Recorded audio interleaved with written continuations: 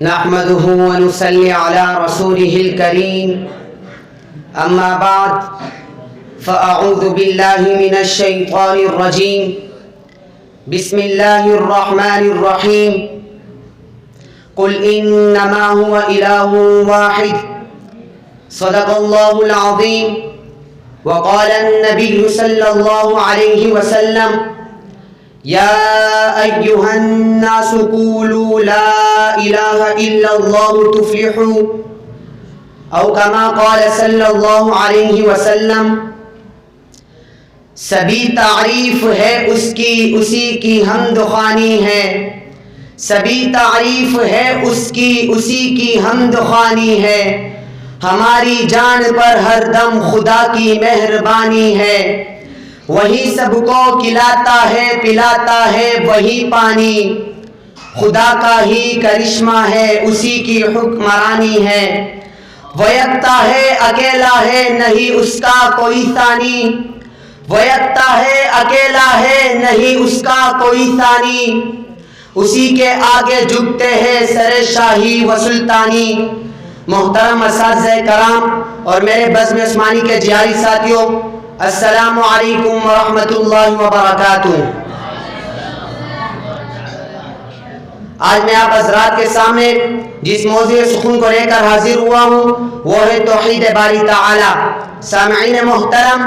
کلمہ طیبہ اسلام میں داخل ہونے کا مین دروازہ ہے۔ جو شخص کفر سے اسلام میں اور شرک سے توحید میں داخل ہونا چاہتا ہے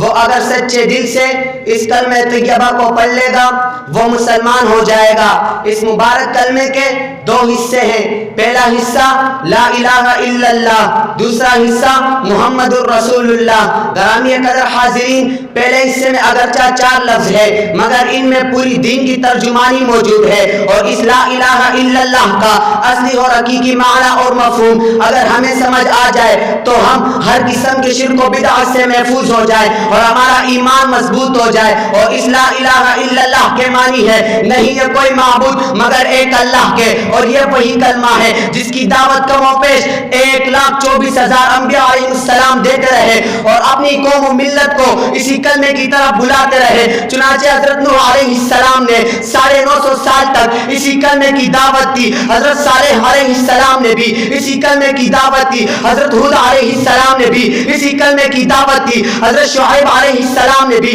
اسی کلمے کی دعوت دی، حضرت ابراہیم علیہ السلام نے بھی اسی کلمے کی دعوت دی، حضرت اسماعیل علیہ السلام نے بھی اسی کلمے کی دعوت دی، حضرت یعقوب علیہ السلام نے بھی اسی کلمے کی دعوت دی، حضرت سلیمان علیہ السلام نے بھی اسی کلمے کی دعوت دی، حضرت موسیٰ علیہ السلام نے بھی اسی کلمے کی دعوت دی، حضرت داؤد علیہ السلام نے بھی اسی کلمے کی دعوت دی، حضرت عیسیٰ علیہ السلام نے بھی اسی کلمے کی دعوت دی، اور سب سے آخر میں میرے اور آپ کے محبوب پیغمبر ساقی کوثر حضرت محمد مصطفیٰ صلی اللہ علیہ وسلم نے بھی اسی کلمے کی دعوت دی اور فرمایا یا ایھا الناس قولوا لا الہ الا اللہ تفلحوا، اے لوگو لا الہ الا اللہ کی گواہی دے دو کامیاب ہو جاؤ گے۔ معلوم ہوا کہ تمام انبیاء علیہ السلام اسی کلمے پر محنت فرماتے رہے اور اس بات کی طرف راغب کرتے رہے کہ اللہ کے سوا کوئی معبود نہیں، اللہ کے سوا کوئی مسجود نہیں، اللہ کے سوا کوئی مابع نہیں،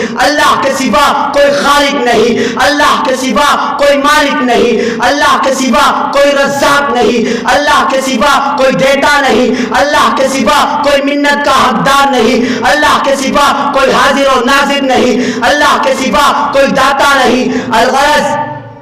اسی کلمہ توحید کے دعوت کے نتیجے میں حضور نے مصائب کے پہاڑ برداشت کیے، زندان مبارک شہید کرائے،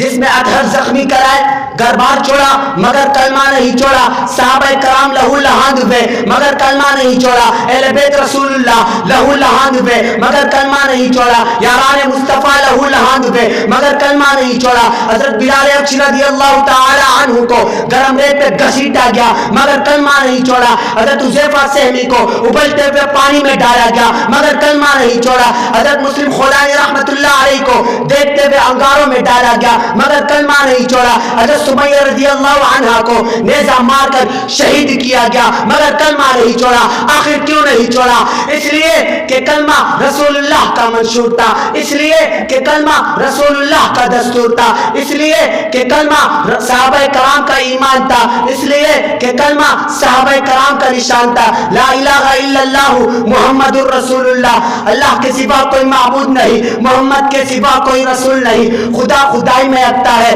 محمد مصطفی میں یکتا ہے، خدا کے بعد کوئی خدا نہیں ہو سکتا، حضور کے بعد کوئی رسول نہیں ہو سکتا، خدا پر خدائی ختم، حضور پر مصطفی ختم، وما علینا الا البلاغ المبین۔